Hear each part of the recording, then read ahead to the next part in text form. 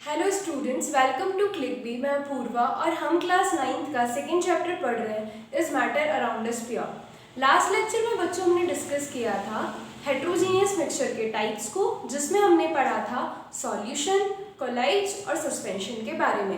आज हम यहाँ पर पढ़ेंगे कि कोई भी हेट्रोजीनियस मिक्सचर को हम किस तरीके से सेपरेट कर सकते हैं। तो सबसे पहले आइए हम बात करते हैं सिंपल टेक्निक्स की। एक हो जाएगी इसके अंदर बच्चों यहाँ पे हैंड पिकिंग। हैंड पिकिंग जो कि बहुत सिंपल सी टेक्निक है। क्या करते हैं इसके अंदर, ये आपने घर में भी देखा होगा कि जैसे गेहूं में से अगर कुछ कचरा निकालना है, कंकड़ बाहर निकालने, तो ये आप एक बर्तन में गेहूं लेंगे या फिर दाल, जो भी आपको साफ करना है, और आप उसके अंदर से जो भी कचरा है उसको वन बाय वन करके निकाल देंगे। तो ये जो टेक्निक होती है इसे क्या बोलते हैं बच्चों, हैंड पिकिंग बोलते हैं। एक और टेक्निक हम यहाँ पर बात करें वो होता है बच्चों यहाँ पे सीविंग। सीविंग का मतलब होता है छानना।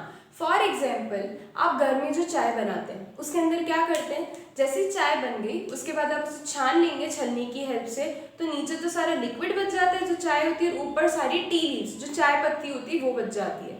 उसे हम क्या बोलते हैं यहाँ पे, उसे हम सीविंग बोलते हैं। अब एक और एग्जाम्पल की बात करते हैं, एक और टेक्निक के बारे में, वो होती है बच्चों यहाँ पे मैग्नेटिक सेपरेशन। क्या टेक्निक है बच्चों यहाँ पे, मैग्नेटिक सेपरेशन। मैग्नेटिक सेपरेशन आप तब यूज में लेंगे जब मान लो कि जो दो मिक्सचर के अंदर एक जो है, एक पार्ट ऐसा होता है जो मैग्नेट की तरफ अट्रैक्ट हो। मान लो कि आपने एक सैंड ली, सैंड के अंदर मतलब एक कंटेनर में आपने सैंड ली और इसके अंदर आपने कुछ आयरन की छोटी छोटी बॉल्स मिला दी, आयरन फिलिंग्स मिला दी। तो आप क्या देखेंगे, अगर बोल दिया आपको कि जाओ उसको सेपरेट करके लाओ, तो आपको क्या करना है, एक मैग्नेट लेनी, मैग्नेट को पूरे मिक्सचर के ऊपर इस तरीके से घुमाना है। तो जितनी भी उसके अंदर आयरन फिलिंग्स होगी वो कहाँ आके स्टिक हो जाएगी बच्चों, मैग्नेट के ऊपर आके स्टिक हो जाएगी। इसका मतलब मैग्नेटिक सेपरेशन से भी हम हेट्रोजीनियस मिक्सचर को सेपरेट कर सकते हैं। एक और एग्जाम्पल की बात करते हैं, वो एग्जाम्पल है बच्चों यहाँ पे फिल्ट्रेशन। फिल्ट्रेशन के अंदर हम कोई भी जो भी मिक्सचर के दोनों पार्ट्स हैं उनको फिल्टर पेपर की हेल्प से सेपरेट करते हैं, और ये फिल्ट्रेशन हम ऑलरेडी इस चैप्टर के अंदर डिस्कस कर चुके हैं। बट हमेशा ऐसा नहीं होता कि इन्हीं मेथड्स में से कुछ हेट्रोजीनियस मिक्सचर को आपने सेपरेट कर लिया। कुछ बार ऐसा होता है कि आपको कुछ स्पेशल टेक्निक्स यूज में लेनी पड़ती है, और वही स्पेशल टेक्निक हम यहाँ पर बात करेंगे। तो आइए सबसे फर्स्ट टेक्निक के बारे में बात करते हैं, वो है बच्चों इवेपोरेशन।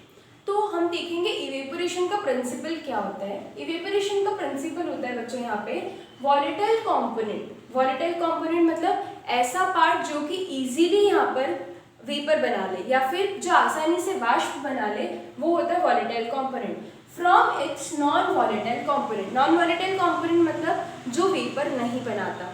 तो एक वेपर बनाता है और दूसरा वेपर नहीं बनाता, तो हम इन दोनों को क्या कर सकते हैं बच्चों, सेपरेट कर सकते हैं। तो क्या होता है इसके अंदर देखते हैं, हम इसका एक एग्जाम्पल डिस्कस करते हैं, उससे समझते हैं हम कि इवेपोरेशन या फिर वाष्पीकरण के अंदर किस तरीके से प्रोसेस होता है। देखो इसके अंदर आपने सबसे पहले एक ये बर्नर लिया, बर्नर के ऊपर आपने यहाँ पर रख दिया एक बीकर।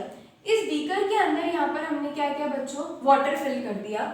जब इसके अंदर पानी भरा तो इसके ऊपर हमने एक वॉच ग्लास रख दी। क्या रख दी बच्चों हमने यहाँ पे, वॉच ग्लास। वॉच ग्लास मतलब एक ग्लास की फिर कांच की इतनी छोटी सी प्लेट रहती है लैब में, वो हमने इसके ऊपर रख दी। अब ये जो प्लेट है, इस प्लेट के अंदर हमने क्या करा, हमने 5 to 10 ड्रॉप्स हमने इंक की ले ली। तो जैसे हम इसको हीट करना स्टार्ट करेंगे, तो हीट करेंगे तो क्या होगा, ये पानी गर्म होगा। जब ये पानी गर्म होगा तो ये किसको गर्म कर देगा, ये जो यहाँ पर वॉच ग्लास है, ये वॉच ग्लास भी क्या हो जाएगी बच्चों, गर्म हो जाएगी। तो हम क्या ऑब्जर्व करते हैं कि इसके अंदर इंक के अंदर से जो भी वॉलेटाइल पार्ट था वो तो सब क्या बन जाएगा, यहाँ पे ये वॉलेटाइल पार्ट ने तो क्या बना ली बच्चों, यहाँ पे वेपर्स बना ली। और इसके अंदर ये जो वॉच ग्लास है इसके अंदर इंक बच जाएगी, या फिर जो भी कलर ले रहे हैं वो डाई यहाँ पे बच जाएगी। अगर आपने ब्लू कलर की इंक ली तो यहाँ पे ब्लू कलर का सॉलिड बच जाएगा। अगर आपने ब्लैक कलर की इंक ली तो यहाँ पे जो सॉलिड बचेगा वो कौन सा बच जाएगा, ब्लैक कलर का सॉलिड बच जाएगा। तो ये हमारे यहाँ पर इवेपोरेशन प्रोसेस जो है वो कंप्लीट होता है। अब हम बात करते हैं second, that is centrifugation. Centrifugation के अंदर बच्चों बहुत सिंपल सा एग्जाम्पल की मैं बात करूँ तो घर में भी आपने सेंट्रीफ्यूगेशन देखा होगा। जैसे कि आप देखते हैं कि बहुत बार घर में मिल्क से क्रीम निकालते हैं, तो क्या करते हैं, चर्नर यूज में लेते हैं, ऐसे ही उसको बिलूने के लिए काम में लेंगे। तो जो भी मिल्क है उसकी सारी क्रीम निकल के कहाँ आ जाएगी, ऊपर आ जाएगी, और उसे ही हम साइंटिफिक टर्म्स में क्या बोलते हैं बच्चों, सेंट्रीफ्यूगेशन बोलते हैं। अब हम बात करते हैं कि सेंट्रीफ्यूगेशन के अंदर क्या कॉन्सेप्ट काम में आता है।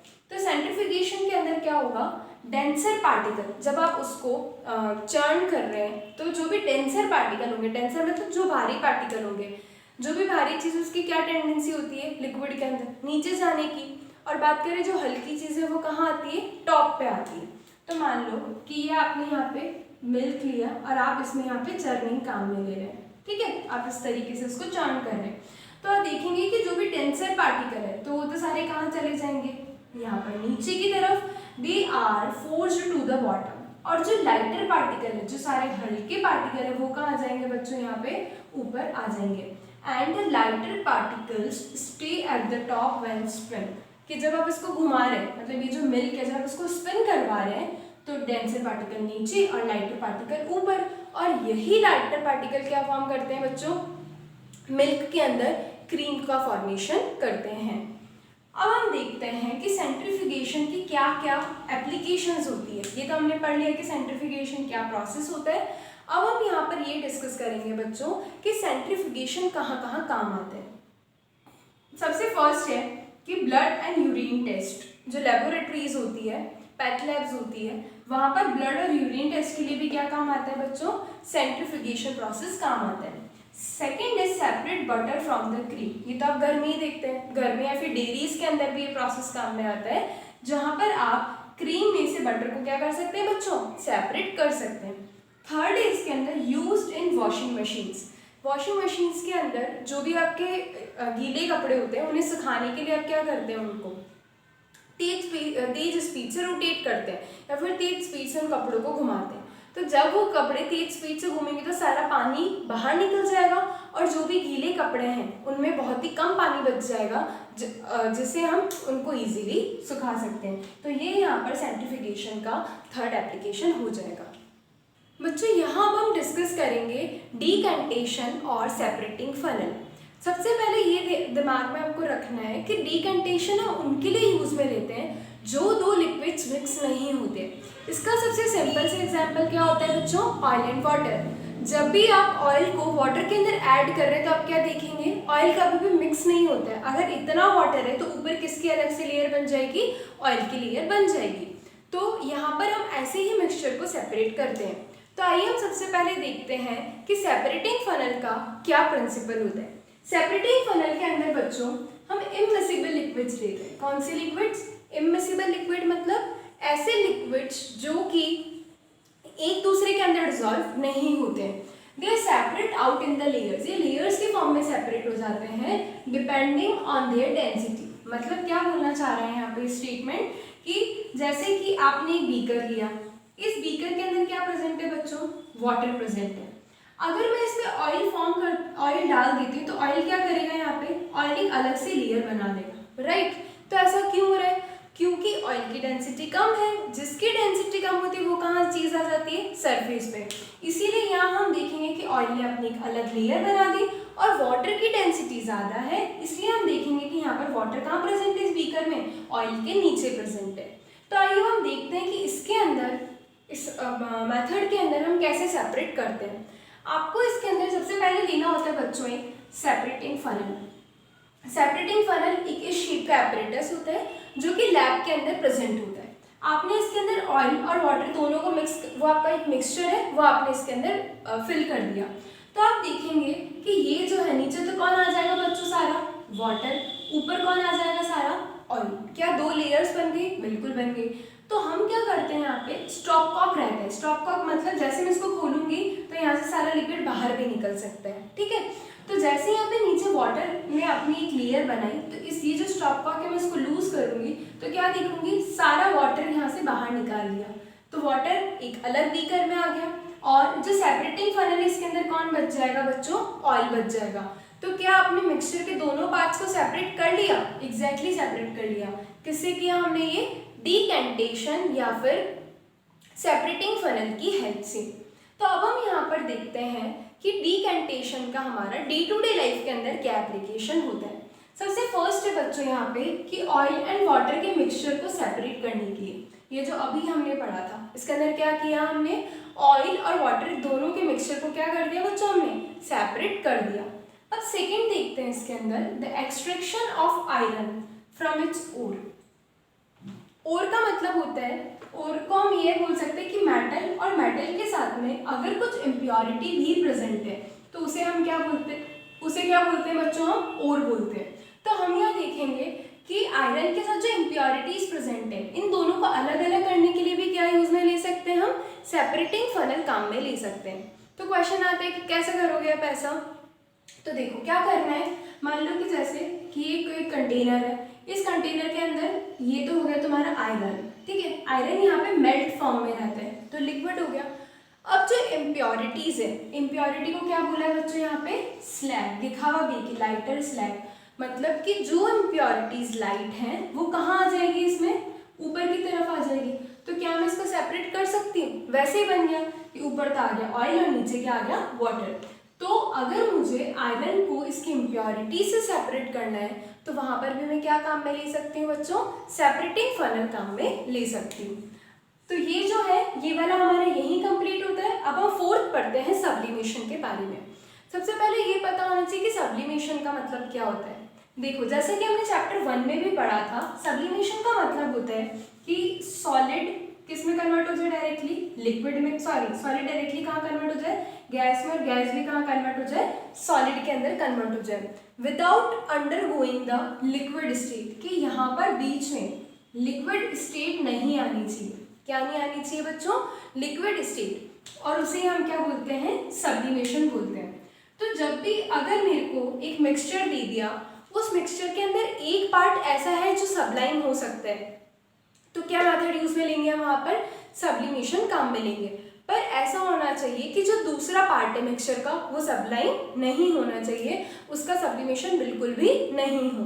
तो आइए हम प्रिंसिपल के बारे में डिस्कस करते हैं। प्रिंसिपल है इसका यहाँ पे, मिक्सचर दैट कंटेन्स द सब्लाइमेट। सब्लाइमेट मतलब जो भी सब्लाइम हो रहा है, जिसका भी सब्लिमेशन हो रहा है, उसे क्या बोलते हैं बच्चों, सब्लाइमेट। वॉलेटाइल कॉम्पोनेंट, वॉलेटाइल कॉम्पोनेंट मतलब सब्लाइम होने के साथ साथ में वो वॉलेटाइल भी हो, इजीली क्या बना ले, वहां से वेपर बना ले, फ्रॉम द नॉन सब्लाइमेट इम्प्योरिटी, कि जो दूसरा पार्ट है मिक्सचर का वो नॉन सब्लाइम होना चाहिए। तो एक तो हो गया तुम्हारा नॉन सब्लाइम, और एक और क्या हो जाएगा बच्चों तुम्हारा सब्लाइम। तो आप इन दोनों को सेपरेट किससे कर लोगे, सब्लिमेशन से सेपरेट कर लोगे। तो आइए देखते हैं कि इसका प्रोसेस कैसे होता है। इसके प्रोसेस में क्या करते हैं बच्चों, सबसे पहले आपने एक चाइना डिश ली, मतलब लैब में आपको एक छोटी सी कटोरी टाइप से मिल जाएगी, छोटा सा बोल टाइप से मिल जाएगा, उसे हम बोलते हैं चाइना डिश। इस चाइना डिश के अंदर आपने सॉल्ट और अमोनियम क्लोराइड, क्या क्या ले लिया, एक तो ले लिया बच्चों सॉल्ट, और एक और क्या ले लिया आपने, अमोनियम क्लोराइड। तो आप यहाँ देखेंगे ये जो मिक्सचर है सॉल्ट और अमोनियम क्लोराइड का, इसके अंदर जैसे ही आपने फिल किया, इसके बाद इसके ऊपर एक फनल रख दी, क्या रख दी, फनल। और फनल का जो ये वाला पार्ट है, यहाँ पर आपने कोई भी कॉटन लगा दी ताकि जो भी गैसेस बन रही हो बाहर नहीं जा सके। अब इसके बाद में जब आप इसको हीट करना स्टार्ट करते हैं तो क्या होगा, अमोनियम क्लोराइड जो होता है ये कैसा होता है, ये सब्लाइम करता है, मतलब ये सब्लिमेशन को शो करता है। तो हम देखेंगे कि जैसे ही हम इसे हीट करना स्टार्ट कर रहे हैं तो यहाँ पर जो भी अमोनियम क्लोराइड है ये क्या करेगा बच्चों, यहाँ पे वेपर्स बनाएगा, और जैसे ही वेपर्स बनाएगा तो वेपर्स यहाँ से तो पूरा पैक्ड है, वेपर्स बाहर तो जा नहीं सकती। तो हमने अभी पढ़ा था कि सब्लिमेशन में सॉलिड किसके अंदर कन्वर्ट होता है, गैस, और गैस भी किसके अंदर कन्वर्ट हो जाती है आपस से, सॉलिड के अंदर। तो अमोनियम क्लोराइड सबसे पहले वेपर्स बनाएगा, ये वेपर्स बाहर नहीं जा सकती, इसलिए वेपर्स वापस से क्या बना लेगी, सॉलिड, और कहाँ स्टिक हो जाएगी, फनल की साइड में। तो हमें क्या मिल गया, हमें इसके अंदर से अमोनियम क्लोराइड मिल गया, और क्या बच गया यहाँ से, सॉल्ट। तो हम देखेंगे जब ये प्रोसेस कंप्लीट हो जाता है तो यहाँ पर तो बच जाएगा केवल सॉल्ट, और जो अमोनियम क्लोराइड है वो इस फनल के साइड में स्टिक हो जाएगा। तो बस हमारा सेपरेशन का काम था वो हमने कर लिया इजीली यहाँ पे। अब हम बात करते हैं कुछ एग्जाम्पल्स की जो कि सब्लिमेशन शो करते हैं। कौन कौन से एग्जाम्पल्स है बच्चों, अमोनियम क्लोराइड ये अभी हमने यूज में लिया, ये, इसके अलावा नैफ्थलीन, इसके अलावा एंथ्रेसिन, इसके अलावा एक बार आता है कैम्फर, कैम्फर और कपूर की जो गोली आती है वो। तो ये सब क्या शो करते हैं बच्चों, यहाँ पे सब्लिमेशन को शो करते हैं। तो अगर किसी भी मिक्सचर के अंदर एक पार्ट इनमें से कुछ प्रेजेंट है तो आपका दिमाग में क्या क्लिक होना चाहिए कि यहाँ पर कौन सा प्रोसेस यूज में ले सकते हैं हम, सब्लिमेशन को हम यहाँ पर काम में ले सकते हैं। अब बच्चों हमें यहाँ पर डिस्कस करना है क्रोमेटोग्राफी। क्रोमेटोग्राफी एक्चुअली इंक के जो कलर्स होते हैं उन्हें सेपरेट करने में काम आती है। फॉर एग्जाम्पल अगर आप ब्लैक इंक देखते हैं तो आपको क्या लगता है इसके अंदर केवल कौन सा कलर प्रेजेंट है बच्चों, केवल ब्लैक कलर प्रेजेंट है। बट उसके अंदर 2-3 और भी कलर्स हो सकते हैं और उन्हें हम क्रोमेटोग्राफी की हेल्प से सेपरेट करते हैं। क्या होता है क्रोमेटोग्राफी में, पहले प्रोसेस समझते हैं उसके बाद हम इसके प्रिंसिपल को डिस्कस करेंगे। क्रोमेटोग्राफी के अंदर आप एक फिल्टर पेपर की स्ट्रिप लेंगे। किसकी स्ट्रिप लेंगे बच्चों आप, यहाँ पे आपने ये एक फिल्टर पेपर की एक स्ट्रिप ले ली। इस फिल्टर पेपर की स्ट्रिप पे आप यहाँ पर पेंसिल से एक लाइन ड्रॉ करेंगे और इस लाइन ड्रॉ करने के बाद में इसके ऊपर एक इंक का मार्क लगा देंगे। किसका मार्क लगा देंगे बच्चों, इंक का mark, spot of the black ink. अब इसके बाद में एक बीकर लेना है। इस बीकर के अंदर आपने वाटर फिल कर दिया। क्या फिल कर दिया बच्चों, ये आपने वाटर फिल कर दिया। अब ये जो फिल्टर पेपर था उसको आपको इसके अंदर इस तरीके से हैंग करना है कि फिल्टर पेपर का बस नीचे का थोड़ा सा पोर्शन कहाँ रहना चाहिए, वाटर के अंदर रहना चाहिए।